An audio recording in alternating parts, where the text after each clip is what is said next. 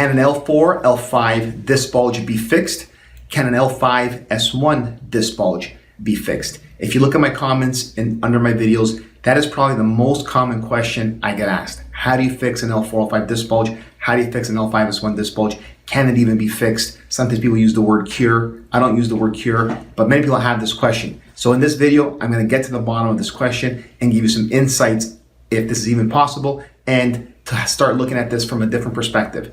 And do watch right to the end, because I'll also give you some conservative, non-surgical treatment steps that you can consider with your professional doctor and therapist to guide you along in getting this disc bulge injury improved. So disc injury or disc bulge can usually be caused from a fall or an impact or some kind of trauma to the spine, and it can also be caused from some kind of structural alignment problem that occurred over many years and developed into disc bulge. The problem is that can cause a tremendous amount of pain, whether it's low back pain, buttock pain, thigh pain, shooting pain down the leg, or numbness and tingling to the leg, sometimes even problems with walking, limitation with your daily activities. So many people really want to know, what can they do about it? Can this disc bulge even be fixed? So we're going to dive right into it in this video. Hey there, I'm Dr. Walter Slubro. I'm corrective care chiropractor in Vaughan, Ontario, Canada. And what this channel is about is giving you tips and strategies on how to stabilize and strengthen your back. Like this, you could bend, move, and lift normally without pain limitation. I also get into corrective chiropractic techniques, introduce you to these methods. So if you want to see these methods and strategies and get these tips, then do subscribe to my channel. Like this, you stay current and get updated on a weekly basis. So when I hear this question, can a disc bulge be fixed?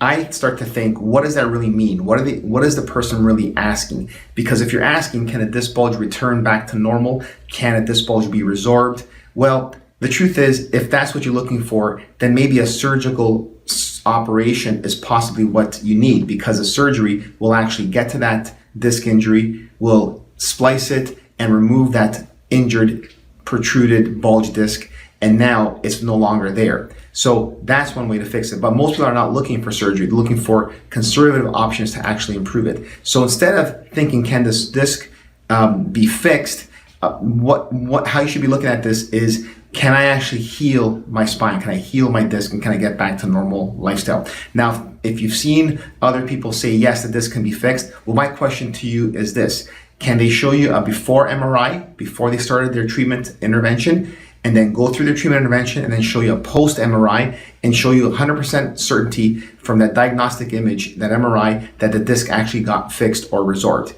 In most cases, most practitioners cannot do that. You can't get a before and after MRI. It's not really practical. So other than that, we don't know 100% if a disc bulge will get fixed every single time, or if a disc bulge will resorb every single time. So start looking at it from a different perspective. Can I heal my disc bulge? Can I heal my spine? Can I improve my spinal function and my spinal structure? Can I get back to living a normal life, pain-free, free of pain and limitations? So we're going to dive into that in this video. So I've had many patients come to my office. I'm a corrective care chiropractor in Vaughan, Ontario, Canada, that we've been able to help them get back to a normal life, pain-free, walking normally again, free of pain, doing everything they want to do in their life, and they've had or suffered of pain from a disc bulge. So we know that you can heal disc bulges in many cases and also get back to normal life.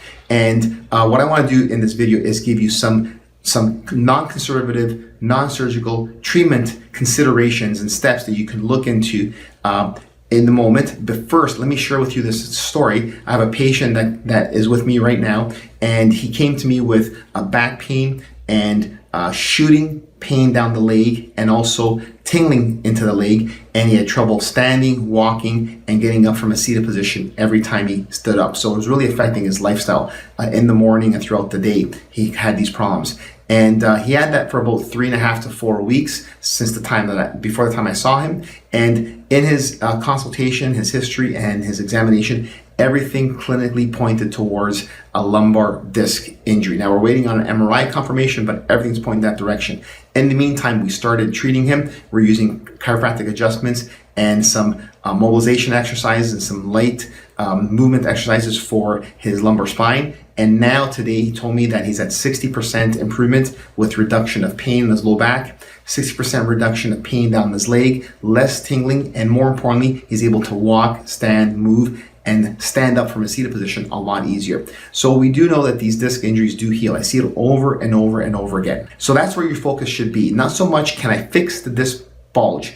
Can the disc bulge get back to normal again? It should really be, can I get my life back to normal again? Can I correct my spinal structure? Can I improve my daily abilities and activities and really get back to normal life? So these are the treatment considerations you should consider if you haven't already. So number one, you're in pain, back pain, leg pain, then you need to start to improve that and start to limit the pain or decrease the pain. So some kind of pain relief type treatment. Now there are many options out there. There's chiropractic, there's massage, there's physiotherapy, there's modalities like laser therapy, and of course medically there's medicines and injections. So you have to start with relief of pain. You can't get into the other more intensive corrective procedures until you start to relieve the pain. So that's what we do with our patients. We get them through some chiropractic adjustments, helps to restore spinal function and movement, and it helps to reduce inflammation in their spine, and they begin to improve with that. The next thing to consider, number two, is once the pain is beginning to improve, then start with some light exercises. I always start my patients with mobilization exercises and perhaps some light stretching. One of the most common exercises I give them is a pelvic tilt exercise at home or a wobble chair in our office. So when I get that lumbar spine mobilized, those lower discs begin to imbibe fluid and nutrients with movement, and it start to eliminate toxic metabolites from the inflammation and other tissue injuries. So that's number two. Number three, you got to start to consider the structural alignment of your spine. So you need x-rays of your spine. MRIs are a great diagnostic tool to see and visualize the discs and the injuries, but an x-ray in a standing erect position, front and side, will show you what your spinal alignment is doing.